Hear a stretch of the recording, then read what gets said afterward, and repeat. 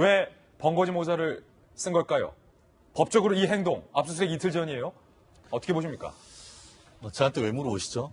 상식선에서 생각을 해봐야 되지 않겠습니까? 이 건물은 이 정 교수가 2012년에 임용된 이후부터 지속적으로 교수실로 썼던 것입니다. 그렇기 때문에 어디에 뭐가 있는지 너무나 잘 알았을 것 같습니다. 사실 여기 지금 방범TV라고 합니다만 방범TV가 뭐죠?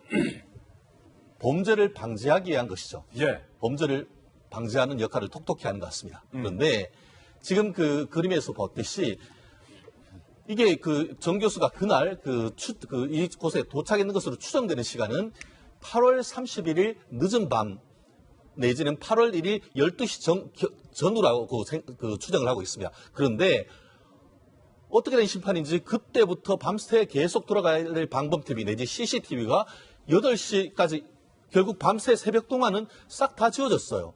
그리고 처음 이 정경심 교수가 나타난 것이 그래서 보듯이 9월 1일 아침 8시 50분쯤 한마디로 통상 출근하는 시간 비슷한 때에 돼 있는 거예요. 동양대 CCTV의 일부가 지금 사라져 있다는 말씀이세요? 그렇죠. 결국 그것이 기술적인 문제로서 사라진 것인지 아니면은 누가 지운 건지. 누군가 의도적으로 지운 것인지 CCTV는 알고 있고 기술자와 아마 검찰은 그 부분 또한 복구했을 가능성이 적지 않다라고 보는데요.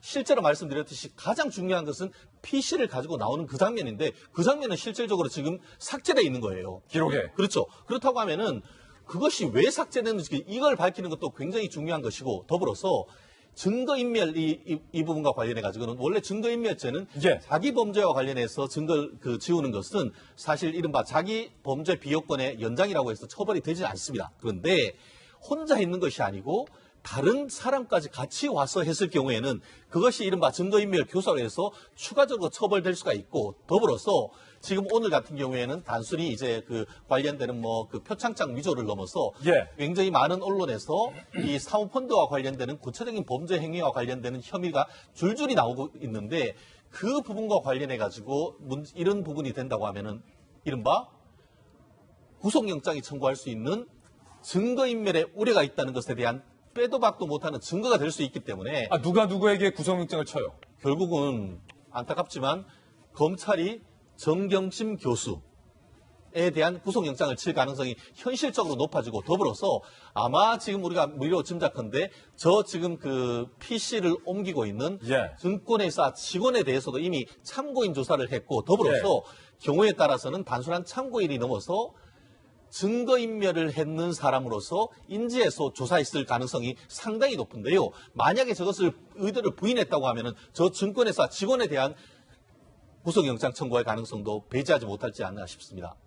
지금 이 사진이 검찰이 법원에 정경심 교수를 구속영장, 증거인멸의 우려로 구속영장을 치는 근거가 될 수 있다. 지금 최진영 변호사는 이렇게 분석을 했는데 증권사 직원이 정경심 교수의 PC를 빼낸 것에 대해서 조국 후보자는 청문회 때 부인이 그날 몸 상태가 안 좋았다라고 답변을 했는데 어찌된 일인지 9월 1일 두 차례에 걸쳐서 옷까지 바꿔 입으면서 몸이 안 좋다던 부인이 서류를 빼간 것. 이건 역시 조국 후보자가 청문회 때 했던 해명과는 뭔가 앞뒤가 맞지 않는 상황입니다. 번거지 모자를 왜 썼을까? 정경심 교수의 오늘 해명도 저희가 소개해드리겠습니다. 함께 보시죠. 지난 학기 수업 자료를 정리하려다 학생 개인정보가 있는 것을 발견하고 다시 연구실에 갖다 놓은 것이다. 그러니까 평상복으로 자료를 빼낸 건 지난 학기 수업 자료를 정리하려고 자료를 가지고 간 거고 번거지 모자와 패딩과 백팩을 메고 다시 들어온 건 개인정보를 연구실에 갖다 놓기 위해서 들어온 거다. 라고 해명을 한 거예요. 바로 대학교 교수님 앞에 계세요. 한양대학교 겸임 교수님, 장희영 교수님. 학기 시작할 때 보통 PC도 가져가고 집으로. 그리고 학생 지난 학기 수업 자료도 가져가시고 그렇게 하세요? 민망한 변명을 하신 것 같아요. 제가 말씀드리기에는 사실 차라리 저런 해명을 안 하셨으면 어땠을까 하는 생각이 들 정도로 얼마나 많은 교수들이 대한민국에 있습니까? 저 같은 겸임 교수도 있지만 정 교수, 부 교수 얼마나 많은 교수님들이 계시겠어요? 이 개강 전에 수업 준비는 사실은 끝나는 게 맞고요. 수업 준비를 하더라도 PC를 누가 집으로 가져가나요? PC가 학교에 있으면 학교에서 하는 거고 집에서 해야 될 자료는 집에 자료가 또 어느 정도 있는 것이고 요즘에는 인터넷도 상당히 많이 있고 사실은 이 자체가 해명이 될 수 없는 해명일 수밖에 없고 앞서 저희가 사파가 쭉 나갔잖아요. 1단계, 예. 2단계.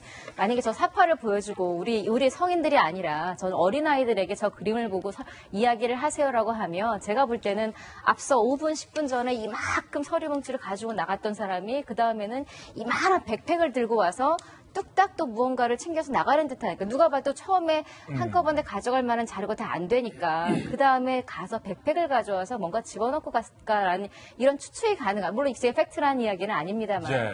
저걸 가지고 누가 자료를 가지고 갔다가 10분 만에 학생들 개인정보가 있는 걸 봐서 가져다 놀아 온 사람이면 오히려 백팩이 아니라 손에 작은 서류 뭉치나 작은 종이를 들고 와서 두고 가는 게 맞죠. 근데 오히려 들고 나간 서류 뭉치가 더 큰 백팩을 가지고 와서 나갔다. 게다가 처음엔 블라우스 차림으로 왔다가 그래요. 이후에 뭐 살짝 추워서 블라우스 차림으로 왔다가 다시 나갔다 올 땐 추우니까 재킷 하나 걸쳤다 정도면 상관이 없는데 번거지 모자를 얼굴을 하나도 안 보일 정도로 가려 쓰고 저렇게 나갔다. 조금 민망한 해명이라는 생각이 들고 앞서 PC도 마찬가지예요. 사실은 저는 그 조국 후보를 임명하는 데 있어서 많은 자부이 많았잖아요. 맨 처음부터 야당이 공격하기로 했었던 민정수석 때 잘못한 일이 몇 가지가 있다느니 부동산 문제가 있다니 자녀 문제가 있다더니 저 이런 게 막 나왔을 때 조국 후보가 열심히 해명을 했을 때만 해도 그래 큰 뜻을 가지고 어쩜 대통령이 저걸 그냥 감수하고 임명할 수도 있겠다는 생각을 했어요. 예. 그런데 지금 점점 이렇게 터지는 것을 보면 대통령도 얼마나 고심이 많을까 오히려 대통령이 그러니까요. 좀 이해가 되는 상황이기도 하고 어느 정도의 좀 차단을 하고 차라리 스스로 잘못한 건 잘못했다라고 인정을 하는 것이 어쩌면 조국 후보를 위해서도 또 우리 지금 여당을 위해서도 낫지 않았을까 하는 생각이 드는데 오늘 이 사태는 개인적으로 참 오히려 안타까울 정도로 안쓰러울 정도 해명이다 이런 생각이 들었습니다. 예.